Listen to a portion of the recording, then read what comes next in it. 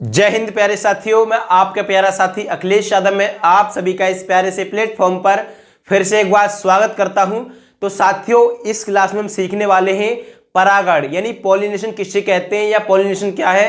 तो साथियों, बिना टाइम वेस्ट किए हम अपनी क्लास को शुरू करते हैं। तो हम जानेंगे परागण क्या है। तो परागण की परिभाषा हम एक बार सुन लेते हैं। यानी पराग कणों का परागकोश से मुक्त होकर पुष्प के मादा भाग वर्तिकाग्र तक पहुंचना या स्थानांतरण ही परागण या पॉलिनेशन कहलाता है। परागण मुख्यतः दो प्रकार का होता है। नंबर एक स्वपरागण, नंबर दो परपरागण। तो साथियों, हम देखते हैं जैसा कि लिखा हुआ है परागण यानी पॉलिनेशन। पॉलिनेशन किसे कहते हैं मैंने आपको भी बताया था, इसमें भी आप देख लेते हैं। पराग कणों का परिपक्व परागकोश से निकलकर पुष्प के मादा भाग वर्तिकाग्र यानी स्टिग्मा तक पहुंचने की क्रिया को परागण यानी पॉलिनेशन कहते हैं। क्या समझा? यानी कि जब जो परिपक्व पराग कणों का पुष्प के मादा भाग तक स्थानांतरण ही परागण कहलाता है। जैसा कि यहां पर लिखा हुआ है, पुष्प में परागण के पश्चात अंडाशय से फल का निर्माण होता है, जबकि बीजांड से बीज का निर्माण होता है। यानी कि परागणी क्रिया के बाद जो बीजांड होता है वह तो बीज में बदलता है, जबकि अंडाशय जो होता है वो फल में बदल जाता है। उसके बाद हम देखेंगे परागण के प्रकार यानी टाइप्स ऑफ पॉलिनेशन। परागण दो प्रकार का होता है, यानी मुख्यतः परागण दो प्रकार का होता है। नंबर एक है स्वपरागण, नंबर दो है परपरागण। अब इनको हम अलग अलग देख लेते हैं। सबसे पहला है स्वपरागण यानी सेल्फ पॉलिनेशन। क्या है? जब किसी पुष्प के परागकोश से मुक्त होने वाले परागकण उसी पुष्प या उसी पौधे के किसी अन्य पुष्प के वर्तिकाग्र पर पहुंचते हैं तो इसे स्वपरागण कहते हैं। यानी कि जब जो परागकण होते हैं वह या तो उसी पुष्प के मादा भाग वर्तिकाग्र पर जा गिरे या उसी एक पौधा होगा, मतलब पुष्प जो होंगे वो अलग अलग होंगे लेकिन उनमें भी स्वपरागण ही होता है। स्वपरागण के लिए पुष्प द्विलिंगी होता है, अगर द्विलिंगी पुष्प नहीं होगा तो उसमें स्वपरागण असंभव है। उसके बाद नेक्स्ट देखेंगे स्वपरागण निम्न दो प्रकार के होते हैं। नंबर एक है स्वयुग्मन यानी कि ऑटोगैमी, और नंबर दो है सजात पुष्पी परागण यानी कि जीटोनोगैमी। आगे देखते हैं स्वयुग्मन किसे कहते हैं, ये हम देखेंगे ऑटोगैमी यानी कि इसमें किसी पुष्प के परागकण उसी पुष्प के वर्तिकाग्र या परागकण है,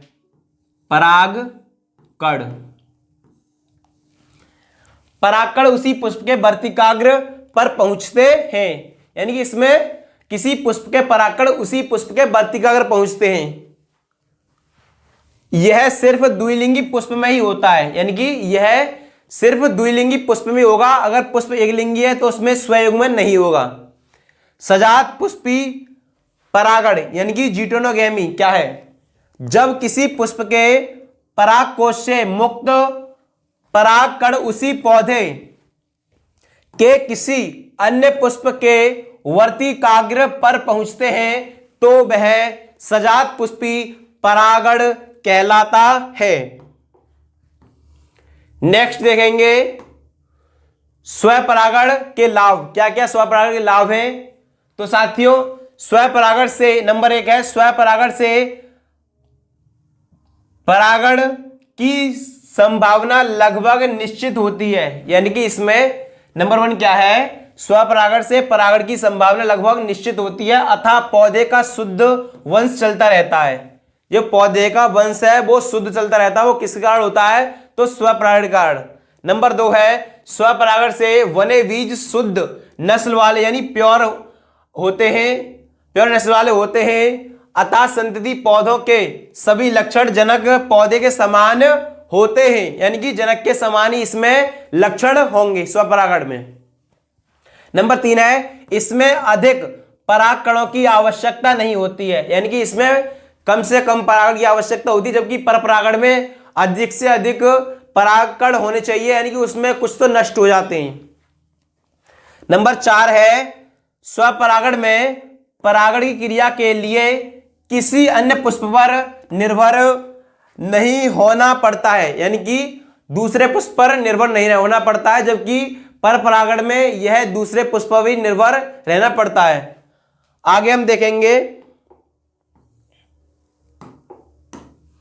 स्वपरागण से हानियां, यानी कि स्वपरागण से क्या क्या हानियां हैं। नंबर 1 है स्वपरागण से उत्पन्न बीज उत्तम किस्म के नहीं होते हैं, अतः इनसे विकसित पौधा कमजोर होता है, यानी कि इनकी सबसे पहली हानि है, यानी कि इनसे जो विकसित पौधा होगा वह कमजोर होता है, यानी कि उसमें कोई विभिन्नता आती नहीं है, तो कैसे मतलब वो अच्छा होगा।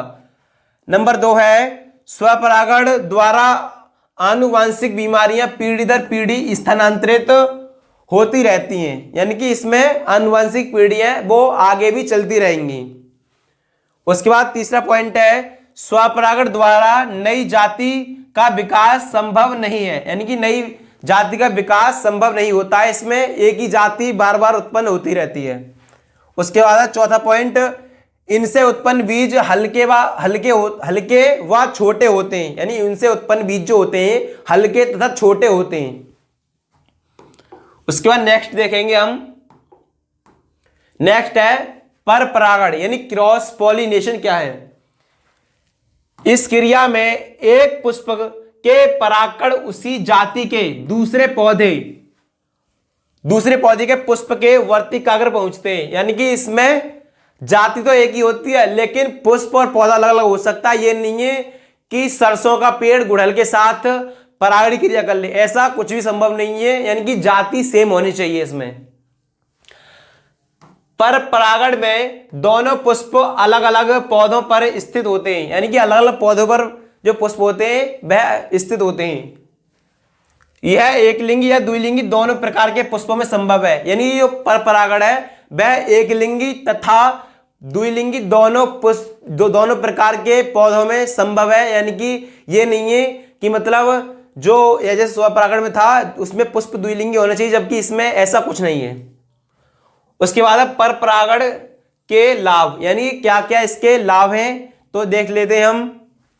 जैसे कि यहां पर परागण के पहले हम समझ लेते हैं पर परागण इसमें हो रहा है, जैसे कि ये पुष्प तो अलग अलग हैं, जाति लेकिन एक ही है इसकी। जैसे कि इसके जो परागकण हैं वो इस वाले पुष्प पर इसकी वर्तिका पर जाकर गिर रहे हैं, जबकि इसके इस वाले पर जाकर गिर रहे हैं, तो इसमें कौन सा परागण होता है तो पर परागण हो रहा है इसमें। उसके बाद देखेंगे पर परागण के लाभ क्या क्या हैं। नंबर 1 है पर परागण से उत्पन्न बीज बड़े स्वस्थ एवं अच्छी नस्ल वाले होते हैं। नंबर 2 है पर परागण द्वारा रोग प्रतिरोधक तथा अधिक उत्पादन वाली नई जातियां विकसित की जा सकती हैं, यानी इससे अलग अलग जातियां विकसित की जा सकती हैं। उसके बाद नेक्स्ट देखेंगे हम, नेक्स्ट है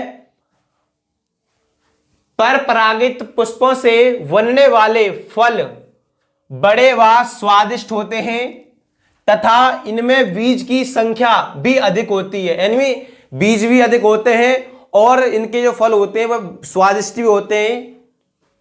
उसके बाद चौथा पॉइंट है पर परागण द्वारा पौधों की कई नई किस्में तैयार की जा सकती हैं, यानी इसमें अलग अलग किस्में तैयार की जा सकती हैं, जबकि स्वपरागण में ऐसा कुछ नहीं है, उसमें जो किस्म है वो पहले की जैसी बनती रहेगी, जिनमें नए गुणों का समावेश किया जा सकता है, यानी कि इसमें अलग अलग गुणों का समावेश किया जा सकता है। उसके बाद है पर परागण से हानियां, यानी क्या क्या इससे हानि होती है तो ये भी हम समझ लेते हैं। नंबर 1 है कीटों को अपनी ओर आकर्षित करने के लिए पुष्पों को चमकीले रंग के दल, सुगंध व मकरंद उत्पन्न करना पड़ता है। इसमें अधिक पदार्थ का अपव्यय होता है तथा अधिक ऊर्जा का ह्रास होता है, यानी कि इसमें ऊर्जा भी अधिक होती है, अधिक खर्च होती है और परागकण हैं वो भी अधिक संख्या में होने चाहिए, तभी यह संभव होता है। उसके बाद दूसरा पॉइंट है, पर परागित पुष्प सदैव संकर यानी हाइब्रिड होते हैं। तीसरा पॉइंट है, वायु परागित पुष्पों में परागकण अधिक संख्या में नष्ट होते हैं, यानी कि इसमें जो परागकण है वे संख्या में अधिक नष्ट हो जाते हैं, यानी कुछ तो इसमें वायु में ही नष्ट हो जाएंगे, कुछ मतलब उसके पुष्प के पास मुश्किल से पहुंच पाते हैं। तो ऐसे ही मतलब इसमें होता है कि ये हानि है इसकी, क्योंकि पुष्पों का परागित करने में केवल थोड़े ही परागकण काम आते हैं, यानी कि पुष्प को परागित करने में केवल थोड़े ही परागकण काम आते हैं, बाकी सारे नष्ट हो जाते हैं एवं इनका अधिकांश भाग नष्ट हो जाता है, यानी कि इनका अधिकांश भाग जो होता है वह नष्ट हो जाता है। उसके बाद हम नेक्स्ट देखेंगे। नेक्स्ट है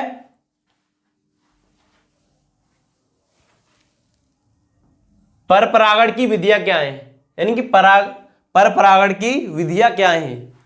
तो हम देखेंगे, एक पुष्प के परागकणों का दूसरे पुष्प की वर्तिकाग्र पर पहुंचाने के लिए कुछ साधनों की आवश्यकता होती है, जिन्हें कर्मक यानी कि एजेंट कहते हैं। यानी कि एक पुष्प के परागकणों को दूसरे पुष्प की वर्तिकाग्र पहुंचाने के लिए कुछ कारकों की आवश्यकता होती है, जिन्हें मतलब क्या कहते हैं, एजेंट कहते हैं। यहां पर क्या है, पर परागण की विधियां आई हैं, पर परागण की विधियां। पर परागण के प्रकार क्या क्या हैं हम देख लेते हैं। यहां पर सबसे पहला है वायु परागण, यानी वायु परागण किसमें होता है, जो परागण वायु के द्वारा होता है वह वायु परागण कहलाता है, जबकि जंतु परागण क्या होता है, जो जंतुओं के द्वारा होता है वह परागण जंतु परागण कहलाता है। तीसरा है जल परागण, वह परागण क्रिया जो जल के द्वारा होती है वह जल परागण कहलाती है। यानी कि वायु परागण क्या है, वायु द्वारा होने वाला परागण, यानी कि मैंने आपको बताया था वायु के द्वारा परागण होगा तो वह वायु परागण कहलाएगा। जैसे किस किस में होता है, मक्का में होता है, गेहूं में होता है। उसके बाद है और भी मतलब पौधों में होता है, लेकिन मैंने कुछ थोड़े यहाँ पे एग्जाम्पल लिखे हैं। उसके बाद जंतु परागण, जंतु द्वारा होने वाला परागण, यानी किस किस में होता है, मधुमक्खी में है, तितली में है, और कीटों के द्वारा भी परागण होता है, पक्षियों के द्वारा भी परागण होता है, अलग अलग जीवों के द्वारा परागण भी होता है। उसके बाद हम देखेंगे जल परागण। जल परागण क्या है, जल द्वारा होने वाला परागण ही जल परागण कहलाता है। जैसे कि इसमें उदाहरण है वेलिस्नेरिया, दूसरा है हाइड्रिला। क्या है, हाइड्रिला और वेलिस्नेरिया। तो साथियों यहां तक सभी समझ में आ गया होगा, लेकिन अभी भी समझ में नहीं आया है तो आगे देख सकते हैं। यहाँ पर सबके अलग अलग एग्जाम्पल हैं। जैसा कि ये वाला जो एग्जाम्पल है वो कौन सा है, मधुमक्खी के द्वारा हो रहा है, तो कौन सा परागण होगा, कौन सा परागण होगा, कीट परागण, यानी कीट के द्वारा हो रहा है, या इसे बोलते हैं जंतु परागण भी, मतलब उसमें भी आ सकता है, लेकिन यहाँ पर ये कीटों के द्वारा होता है, कीट परागण कहलाएगा। उसके बाद ये वाला जो परागण है किसके द्वारा हो रहा है, जल के द्वारा। किसके द्वारा हो रहा है, ये जल के द्वारा। और ये किसके द्वारा हो रहा है, वायु के द्वारा। किसके द्वारा, वायु के द्वारा, वायु के द्वारा, वायु के द्वारा, यानी कि ये वायु परागण के आ जाएगा, ये जल के द्वारा है, जल परागण कहलाएगा, और ये कीट परागण।